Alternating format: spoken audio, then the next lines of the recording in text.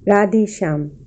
आइए सुनते हैं श्री चतुरदास जी महाराज ने एक प्रेत के गले में बांधी घंटी और कैसे महाराज ने एक प्रेत को दी दीक्षा। श्री कील देवाचार्य जी के शिष्य श्री चतुरदास जी महाराज थे। ये नाभा जी के गुरु भाई थे। श्री चतुरदास जी अनन्य भाव से भगवान का भजन करते थे, तो महाराज जी ने इनका नाम रखा चतुरदास। एक बार श्री कील देवाचार्य जी महाराज की आज्ञा से श्री चतुरदास जी महाराज तीर्थाटन के लिए गए, तो एक गांव में एक वृक्ष के नीचे बैठ गए।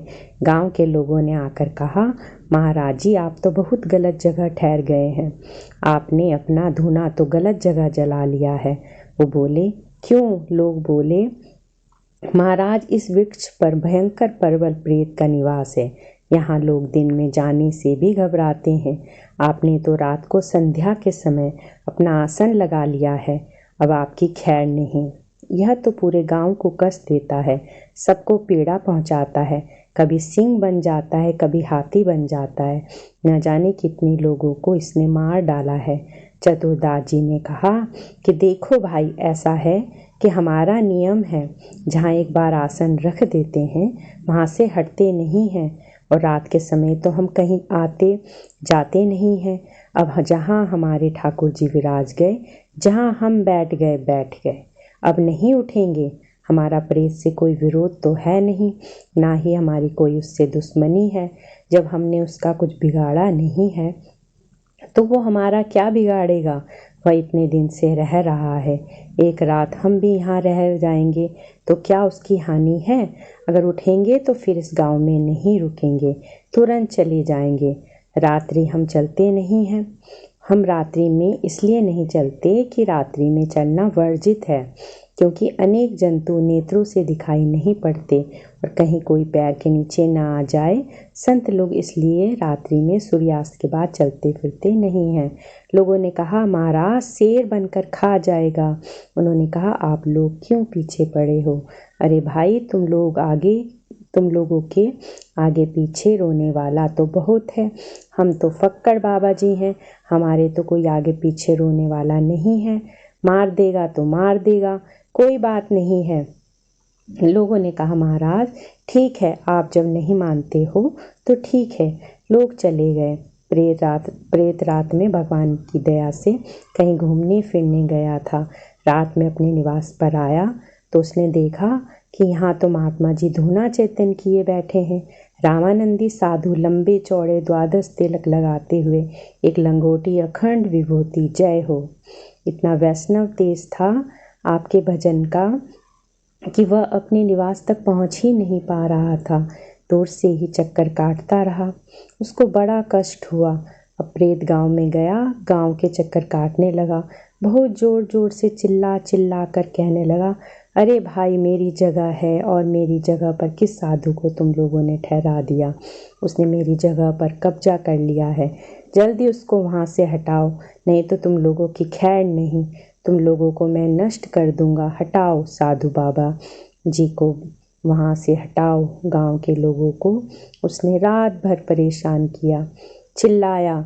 चतुरदास जी को तो कुछ भी पता नहीं, वो तो आनंद से अपने बैठकर रात भर भजन करते रहे। अब लोगों ने सवेरे आकर कहा, महाराज जल्दी यहाँ से हटिए। वो बोले, क्यों, क्या हुआ? लोग बोले, हम लोगों की तो पूरी रात जान संकट में रही। बहुत जोर जोर से वो चिल्ला रहा था, बड़ी बड़ी डरावनी आवाज़ें निकाल रहा था, कहता था, हमारी जगह पर किसको कब्जा करा दिया? महाराज आप कृपा करके इस कष्ट से हमको मुक्त कीजिए। सब समझ गए कि आप सामान्य महात्मा नहीं हैं, सिद्ध महात्मा है। सभी गांव के लोगों ने उनका पूजन किया, आपका उपदेश सुना।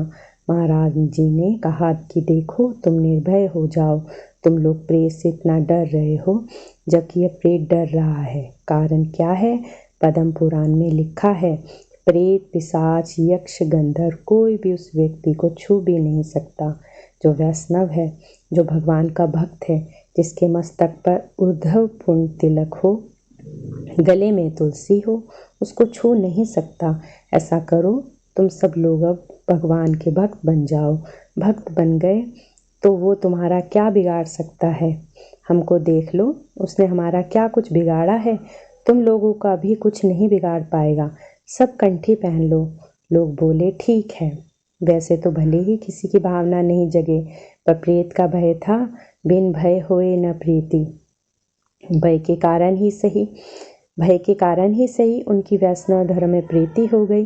गांव वाले बोले, महाराज रात को तो उसने हालत खराब कर रखी थी, पता नहीं क्यों छोड़ दिया। अब हमको जल्दी से जल्दी दीक्षा देकर वैष्णव बनाइए। महाराज ने पूरे के पूरे गांव को कंठी बांधकर वैष्णव बना दिया। उन्होंने पूरे के पूरे गांव को भगवत पार्षद के जैसा बना दिया। जब सब वैष्णव हो गए तो प्रेत घबरा गया। अब तो यहाँ हमारा मुकाम छूट गया है, पर छूट गया है, घर छूट गया है। इनको डरा धमका कर हम अपनी पूजा लेते रहते थे। अब यह सब वैष्णव हो गए, अब इनका हम कुछ बिगाड़ नहीं सकते हैं। तो भैया, जब ये संत इतने जीवों को उद्धार कर सकते हैं, तो यह महापुरुष तो मेरा भी उद्धार क्यों नहीं कर सकते? महाराज जी से सब दीक्षा ले चुके थे और दीक्षा के बाद महाराज दीक्षात उपदेश वैष्णव धर्म का कर रहे थे। श्री चतुरदास जी महाराज के उपदेश के इसी बीच वो प्रेत आया। सब डरने लगे तो महाराज बोले, अब तुम्हें डरने की कोई जरूरत नहीं। प्रेत प्रत्यक्ष होकर रोने गिड़गिड़ाने लगा। बोला, महाराज सबका उद्धार हो गया, मुझे दीक्षा नहीं मिलेगी? अवश्य मिलेगी। जगत गुरु श्री रामानंदाचार्य भगवान ने वैष्णव मताम्बज भास्कर में घोषणा की है, सदा सर्वदा सब अधिकारी हैं। कोई जीव व पुरुष, नपुंसक नारी व जीव चराचर सबके लिए भगवत शरणागति के द्वार खुले हैं। चतुरदास जी महाराज ने अब कृपा करके उस प्रेत को भी प्रत्यक्ष गले में तुलसी बांधी और जैसे ही श्री राम तारक मंत्र का उपदेश किया, प्रेत अपनी प्रेत देह का त्याग करके चतुर्भुज हो गया और तुरंत विमान आया और विमान पर बैठकर सीधे भगवत धाम चला गया। अभी तक तो गांव के लोग प्रेत के डर के मारे वैष्णव हुए थे। अब जब उन्होंने देखा कि हमारे आंखों के सामने प्रेत मुक्त होकर विमान में बैठकर भगवत धाम चला गया, तो वे सब अनन्य निष्ठावान हो गए। अब सब ने प्रतिज्ञा कर ली कि जब तक जीवित रहेंगे तब तक प्रतिज्ञा पूर्वक वैष्णव धर्म का पालन करेंगे। गांव के लोगों ने कहा, महाराज जी, अब हम आपको नहीं जाने देंगे, आप यहीं कुछ दिन रहें और हम लोगों को भक्ति प्रदान उपदेश कीजिए।